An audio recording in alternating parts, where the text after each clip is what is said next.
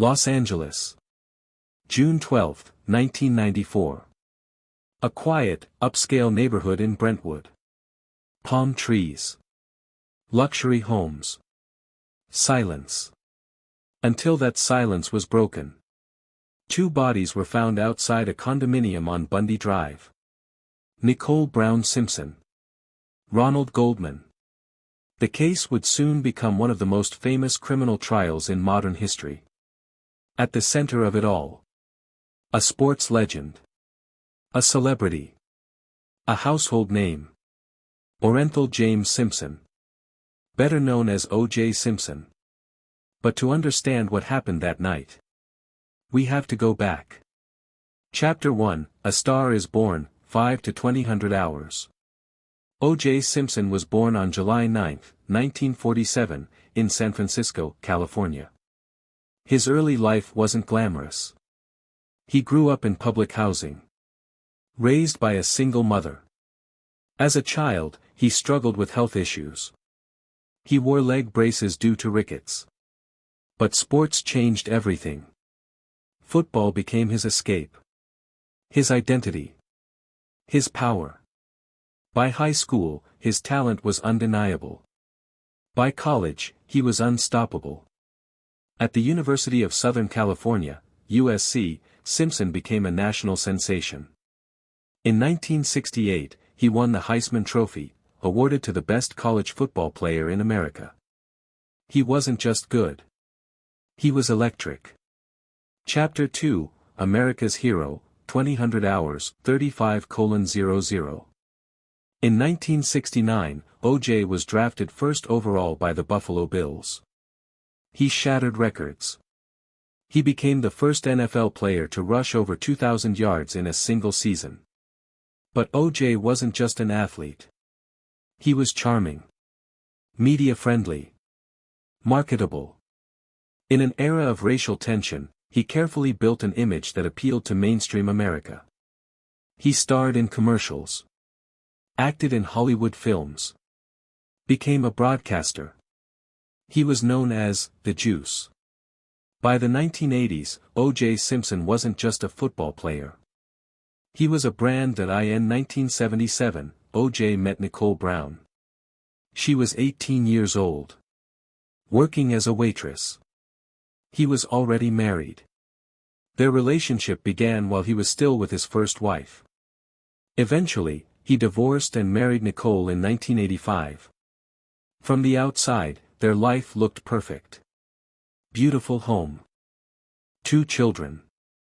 Luxury lifestyle.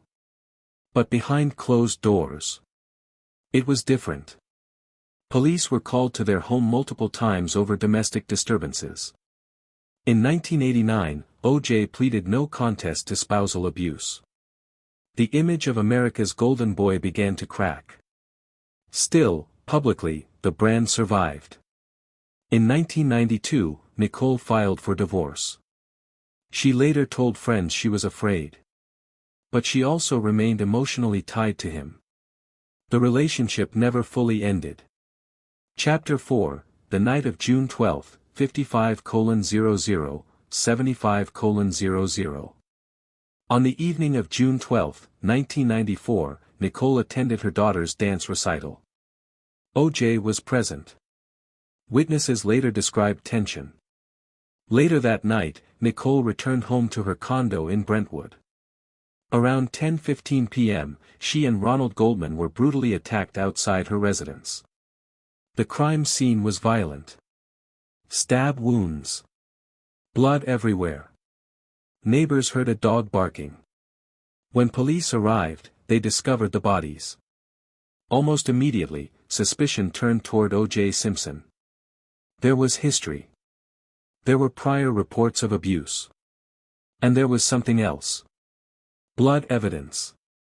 Chapter 5, Police focus on O.J., 75:00, 90:00.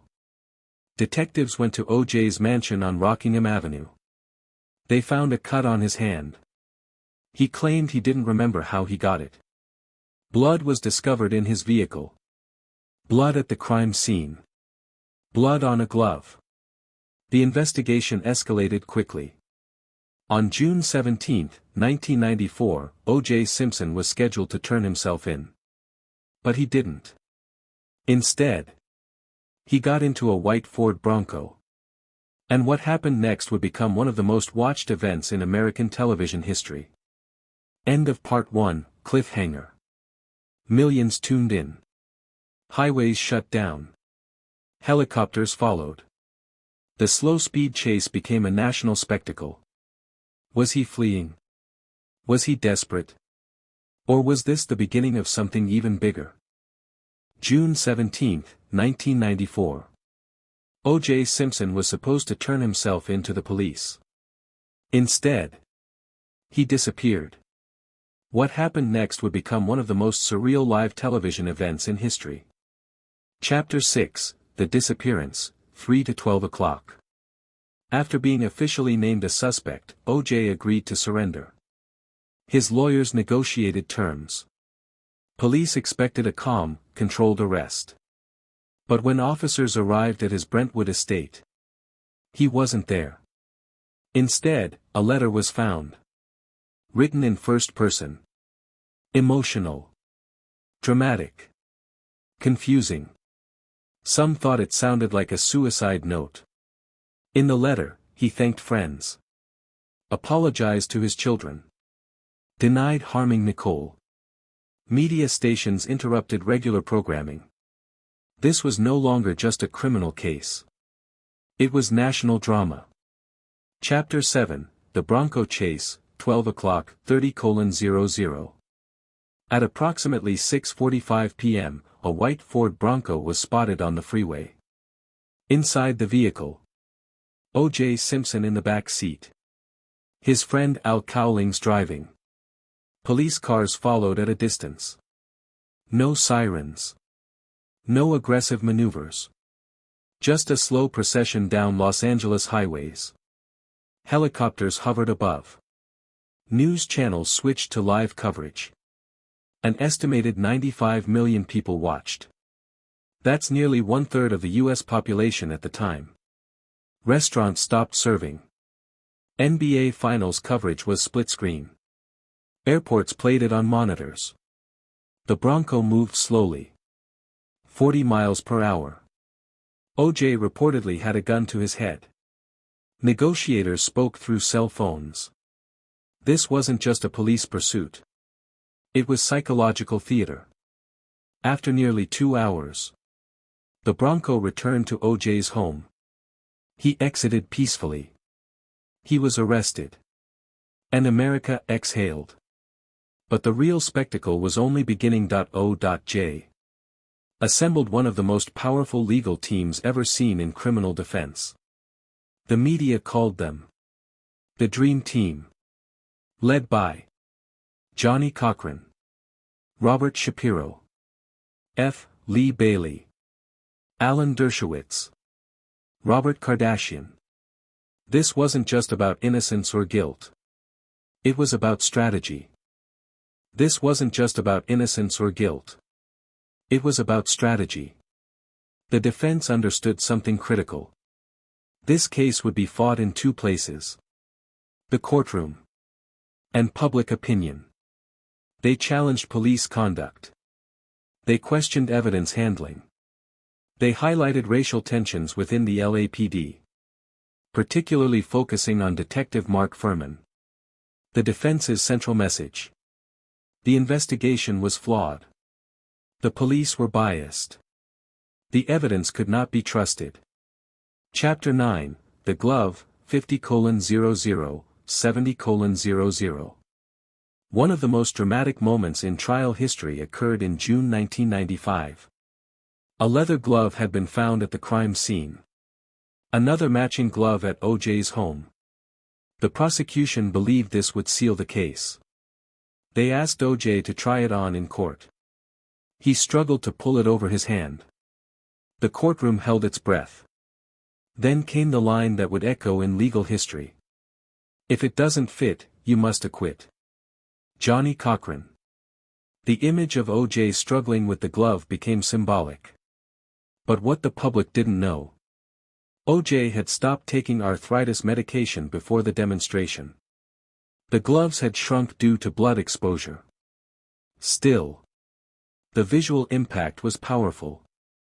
Doubt had been planted.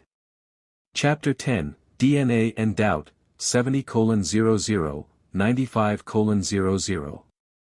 The prosecution presented DNA evidence, relatively new technology at the time. Blood at the scene matched O.J. Blood in his car matched the victim's. But the defense argued contamination. Improper storage. Improper labeling.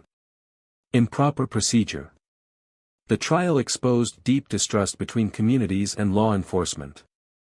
The Rodney King incident had happened just years earlier. Los Angeles was still healing from riots.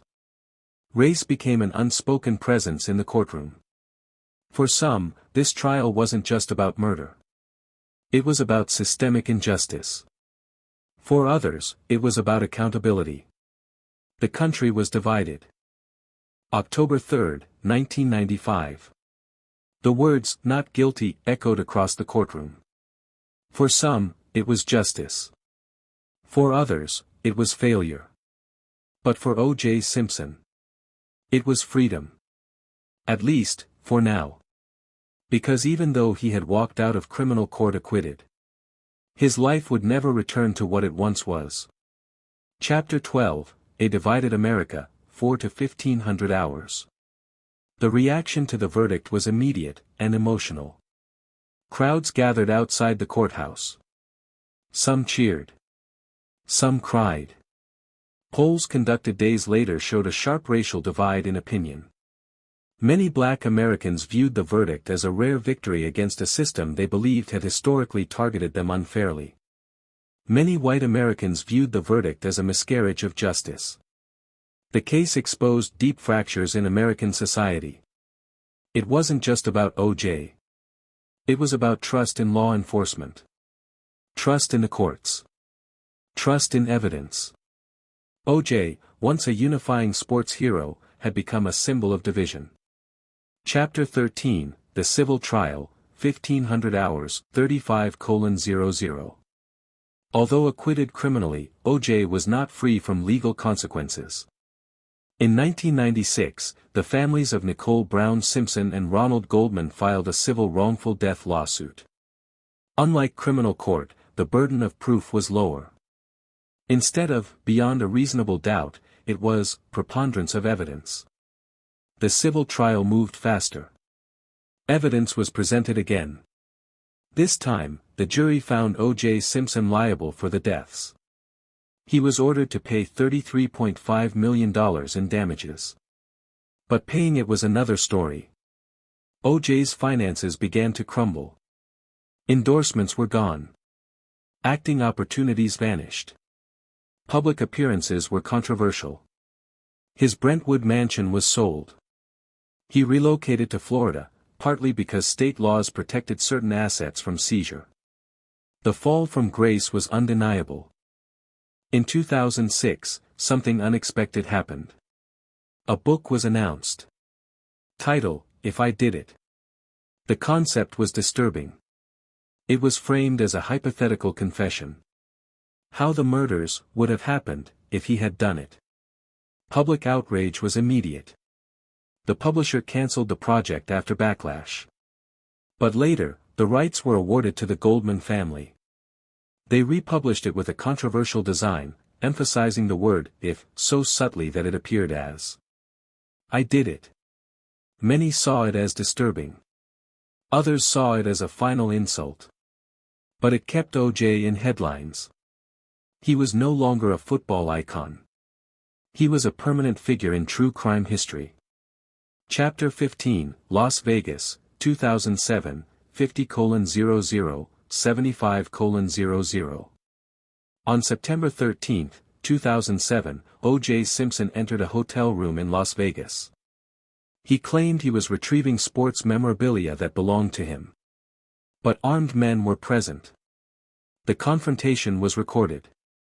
Voices were raised. Items were taken. Police arrested O.J. Simpson shortly after. This time, it wasn't about murder. It was about armed robbery and kidnapping. In 2008, he was convicted. The sentence shocked many. 33 years in prison, with eligibility for parole after 9 years.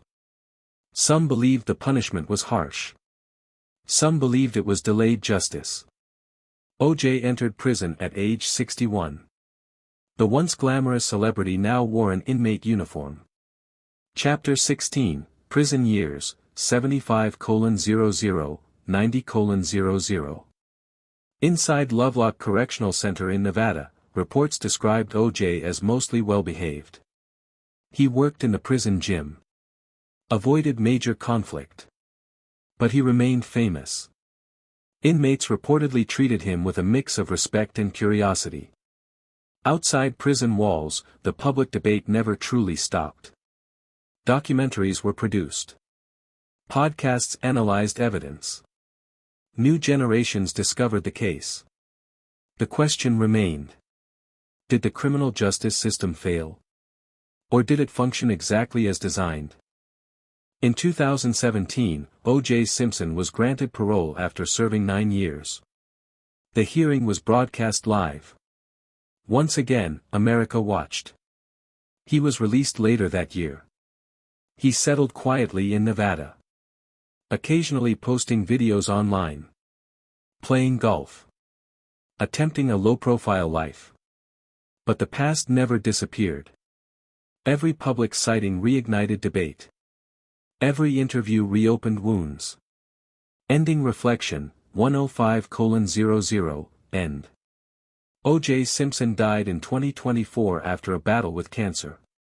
He never publicly admitted guilt. He never publicly expressed full remorse. The murders of Nicole Brown Simpson and Ronald Goldman remain a tragic chapter in American history. The trial changed media forever. It changed how DNA evidence was viewed. It changed celebrity culture. It changed courtroom television. But perhaps the most haunting part is that decades later, people still argue about what really happened. Not because there isn't evidence, but because the story became bigger than the crime itself. By the time O.J. Simpson walked free in 1995, something bigger than a murder trial had happened. America had changed. The courtroom had become a stage. The lawyers had become celebrities. The media had become a non-stop machine. This was no longer just about guilt or innocence. It was about power. Race. Celebrity. Trust. And the birth of modern true crime culture. Before 1994, live courtroom coverage was rare. The O.J. trial changed that. Cable news networks ran nearly 24-hour coverage. Legal analysts became television personalities. Every detail was debated in real time. The white Bronco chase proved something powerful. Americans would stop everything to watch real-life drama unfold live.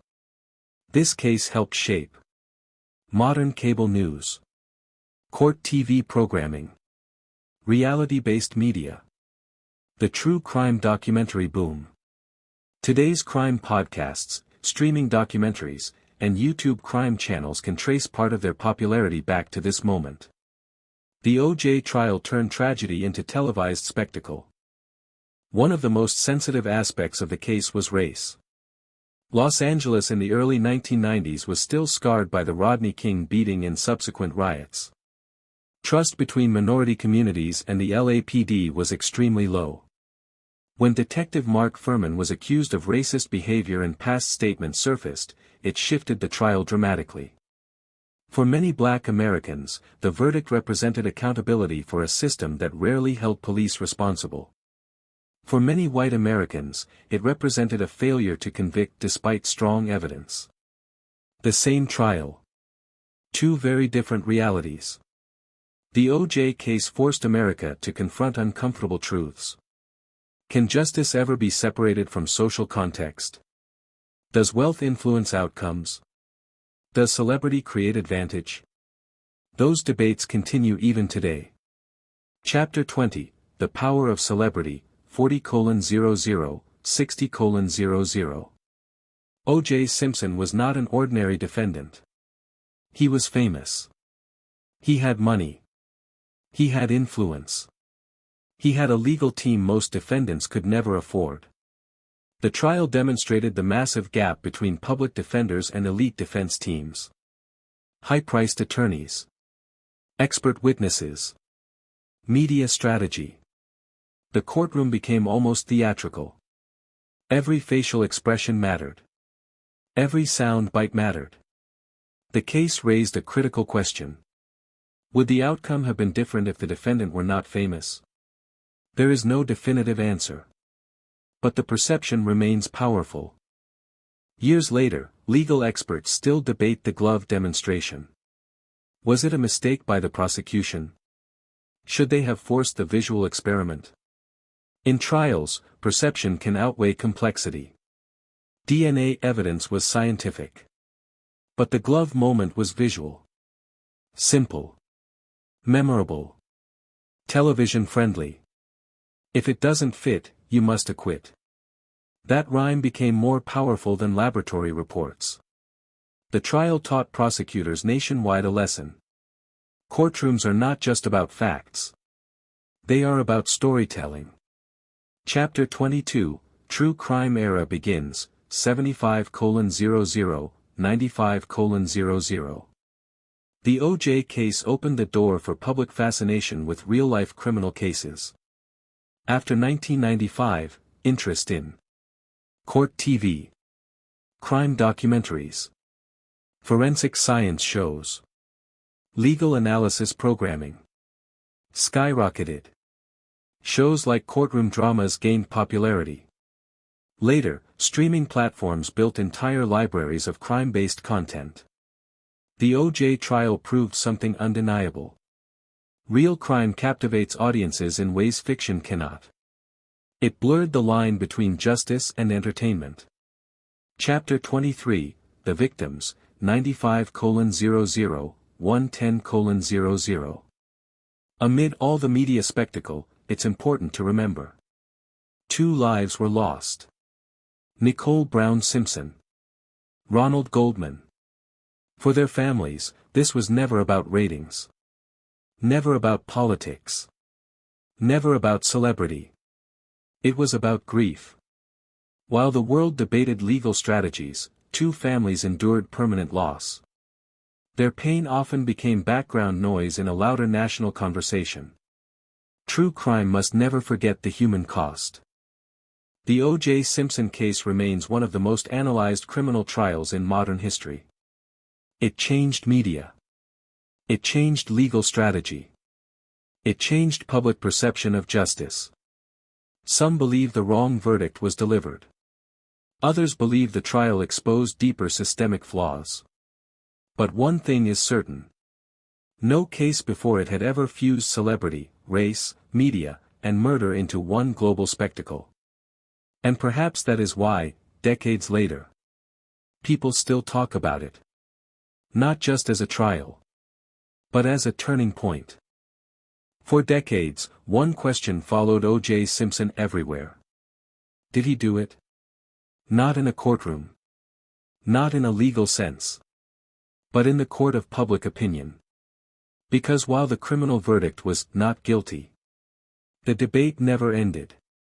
Chapter 24, Life After Parole, 5 to 20 hours.